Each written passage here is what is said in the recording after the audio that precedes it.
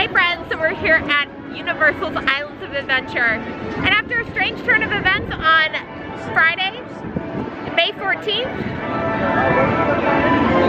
face masks are no longer required outdoors at the Universal Orlando Resort or the Walt Disney World Resort. Now the only place that they're actually required is when you are either going into a restaurant such as Confisco's, you're going into a shop, or when you're going into the queue of one of the rides. And at that point you will need to have your face covering on at all points.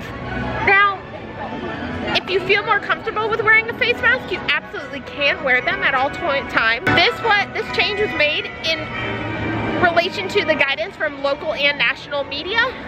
So, pretty interesting to say the least. I'm definitely interested to see how this is actually being adhered to. I will say I'm walking through Islands of Adventure right now and I see lots of people still wearing masks, which is great in my opinion.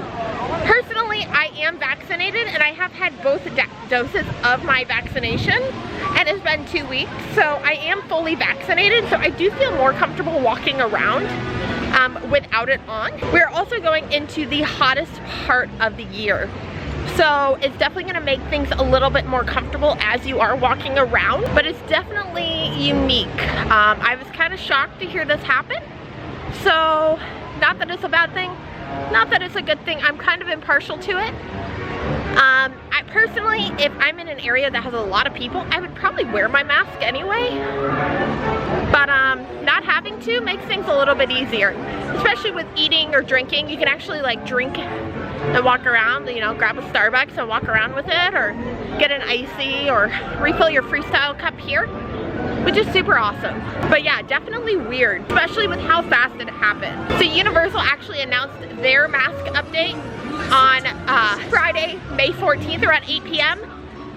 And the Walt Disney World Resort actually followed suit right around 10 p.m.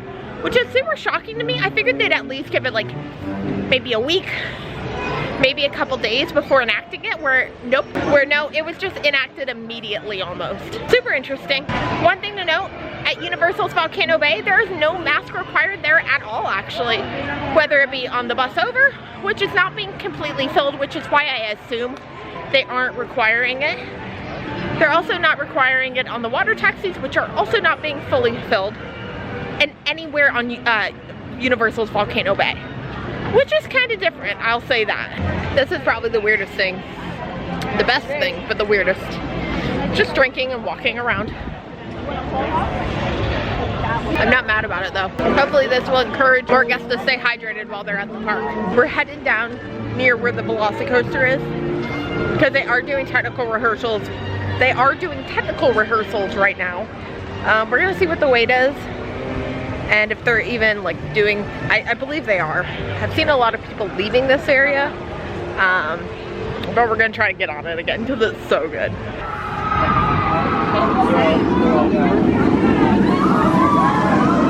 So they have this really neat plexiglass area so you can stand kind of right near the track and actually watch people come down off of the top hat. So we're gonna wait here for a minute and see.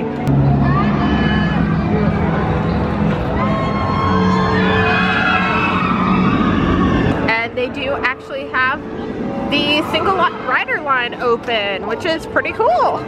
Next to the test seat outside, they also have this really cool thing, and it's check the size of your bag, and it's like a test seat for your bag to make sure it'll actually fit in these small personal lockers. That way you don't have to actually pay for a locker. So this is my bag, and as you can see, once I smoosh the straps in, it'll fit perfectly. So that's how you know if your bag will actually fit in the lockers here. So one thing I will say is that I'm finding it about 50-50 on people who are wearing masks. It's pretty interesting who is and who isn't. I'm watching people go into the queue, and most of them are doing it the way you're supposed to. They put it on right as you get in line for the queue, and they're wearing it throughout the queue. Obviously you can't control everybody, but yeah, pretty interesting. So we are in the single rider line for Velocicoaster. I've got very ominous lighting on me, and I'm interested to see how this is. So I just got off Velocicoaster, and honestly I was really impressed with how many people I saw wearing their facial coverings. I only saw 2 people who had it pulled down, that was as they were waiting for us to unload. Like, we were in like a holding area before we got to the actual exit of the attraction. Super impressed with that. But honestly, like, so far I'm really enjoying it. Obviously, I'll update you guys throughout the, you know, upcoming weeks with how it is. So I just walked through the largest shop on property at Islands of Adventure, the trading company. It was really nice seeing every single person wearing a mask in there, which was super awesome. So I'm really glad that they are enforcing that in the shop. So that wraps up our time at the Universal Orlando Resort. It's crazy that we're already going down to no mask outside. It honestly feels really good though. It feels like we're starting to get back to normal. I know we're not, and I know the pandemic is still rearing its head, but it does feel good to see smiles on people's faces and, you know, to feel the nice breeze on your face, especially on those hot days. Obviously, do what's best for you. If you want to wear a mask, wear a mask. If you don't want to wear a mask while you're outside, then don't. But I will definitely give a full update on how it is at the Walt Disney World Resort, probably next week. But yeah, leave any questions or comments you have down below. Don't forget to hit that subscribe button and follow along with me on my social media. And I'll see you guys next time. And this is Bridget's Buzz.